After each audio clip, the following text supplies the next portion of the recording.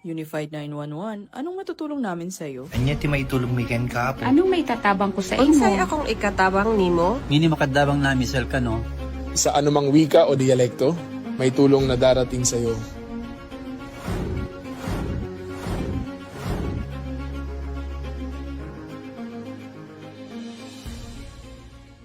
Lilingkod sa bawat Pilipino at magbibigay ng tamang impormasyon para sa tahimik at maayos na Pilipinas. Police News Network, alagad ng batas, tagapagtaguyod ng balitang pulis, sandigan ng mamamayan, patnubay ng katotohanan.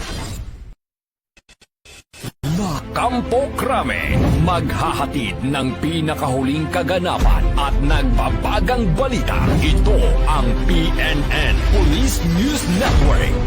At ngayon, ang inyong mga tagapagbalita.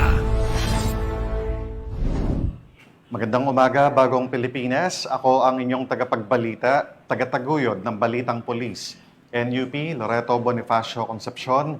At ngayong araw ng Miyerkules, muli nating makakasama bilang special guest co-host.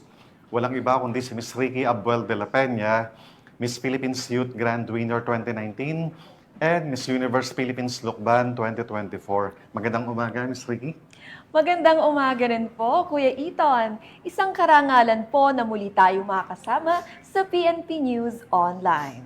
Bago tayo magsimula, huwag po nating kalimutan i-like, i-follow at i-subscribe ang page ng Philippine National Police, Police Community Affairs and Development Group, PCAG, Tagapag-ugnay at Police News Network. Kami po ay maghahatid sa inyo ng tamang balita, kwento ng pulis at serbisyo para sa mamamayan. At ito ang PNP News Online. Ang pangunahing balita ng Police News Network, alagad ng batas, tagataguyod ng Balitang Pulis.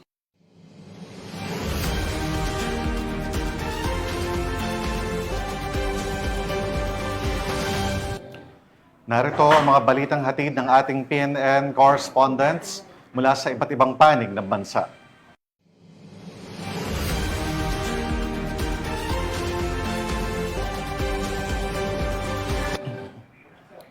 Arestado sa Oriental Mindoro ang isang Korean fugitive sa isinagawang operasyon ng Philippine National Police bilang bahagi ng mas pinaigting na kampanya laban sa mga dayuhang nagtatago sa bansa.